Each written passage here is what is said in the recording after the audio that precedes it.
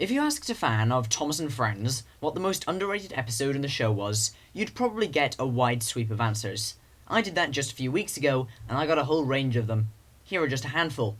Edward, Trevor and the Really Useful Party, The Fogman, Boy George, Flower Power, Slow Stephen, No Sleep for Cranky.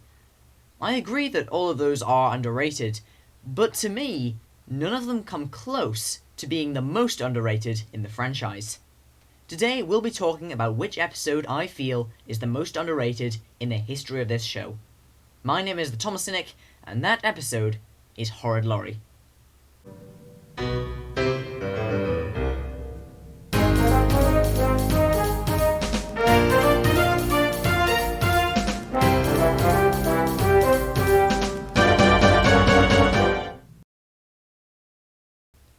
The episode Horrid Lorry is genius storytelling, one of the best episodes of Season 5 and of the whole show. Let me explain why.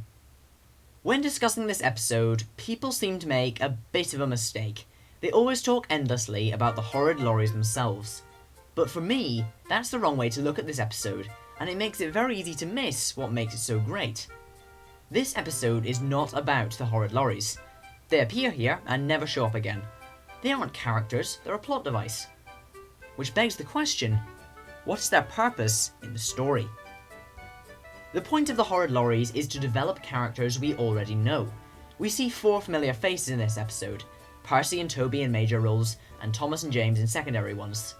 The Horrid Lorries expand on each of these characters so much. The way they react to the Horrid Lorries is so different, and it tells us so much about each of them. In this Cynical Spotlight, I want to go through each of these characters and explain how the presence of the Lorries shows us so much about who they are. First of all, Thomas and James. Thomas and James, in this story, kind of go together. One isn't really seen without the other here, and that in itself is important to note. In this season, we saw the Thomas-James rivalry begin to be pushed a lot, but here they unite against a common enemy. Straight away, that tells you something about the Lorries. They're so repulsive that even arch-rivals can put aside their differences to take them down. But it also tells us something about Thomas and James, Thomas in particular. In Season 1, do you think Thomas would have stood up to the Lorries like this, calling them out for being jerks and then laughing when they get their comeuppance? No, he wouldn't. Why not? Because in Season 1, Thomas was where the Lorries are now. Sure, he wasn't quite as nasty, but he was still very much annoying and impatient with a mean streak. And back then, it was Gordon, or the Fat Controller, who would call him out for his stupidity, and then have a bit of a laugh at his expense, particularly in the case of Gordon. Thomas has grown so much over these 5 seasons. I appreciate seasons 6 through 11 for plenty of things, but one thing I can't say I like is Thomas becoming frequently more childish over time. Each season seemed to get a little further away from who he was. Season 6 wrote him well, Season 7 he was okay, Season 8 he was worse, but still Thomas, same with Season 9, but then we hit Season 10, and Thomas is just a bit of a child. This episode shows that the TV series was committed to character development and consistent character development in its early days. Secondly, the Lorries also develop Percy. Before we talk about him in this episode specifically, let's talk about some context.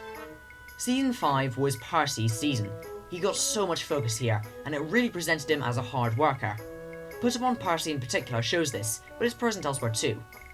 And in Horrid Lorry, the first thing the Lorry does is call him useless. And this really gets Percy's back up. This was a genius way of showing how far he's come since Seasons 1 and 2.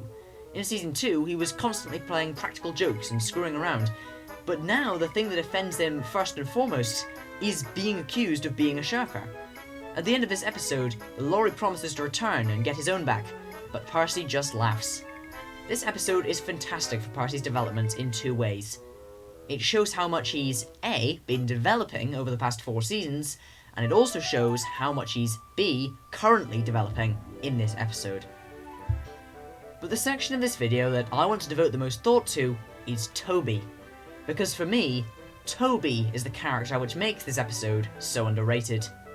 Even though plenty of characters get a look in here, the episode makes no bones about it.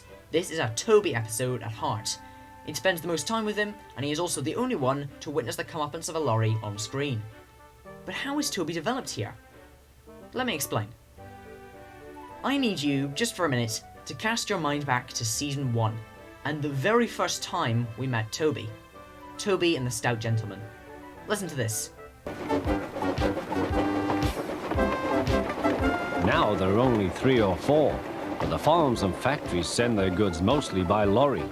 Toby is always careful. The cars, buses and lorries often have accidents. Toby hasn't had an accident for years.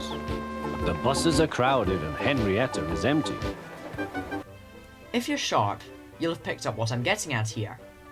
The reason Toby's line declined and eventually closed was lorries. Lorries who came and took over his work. The exact same thing that they threaten in Horrid Lorry. This is why Toby worries so much, and why he's so sad when the lorries begin to take over the work at the mill. He's seen this before. History is repeating itself. He sees in these Horrid Lorries what he saw decades ago, a new mode of transport overtaking an old one. Toby doesn't struggle with dieselization in this series like the others do. He's far more worried about the roads.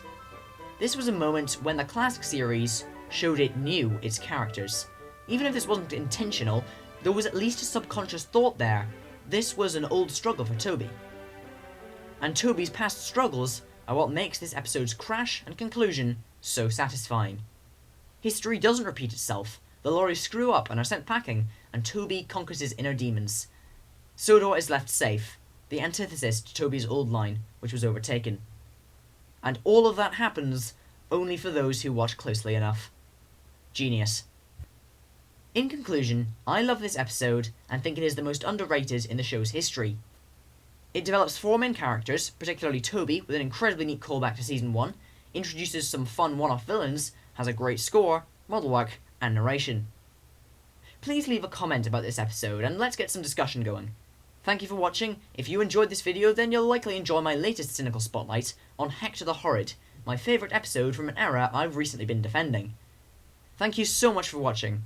Please subscribe so that we can make the last push to 10k. This has been the Thomas Cynic, and until the next time, have a good one.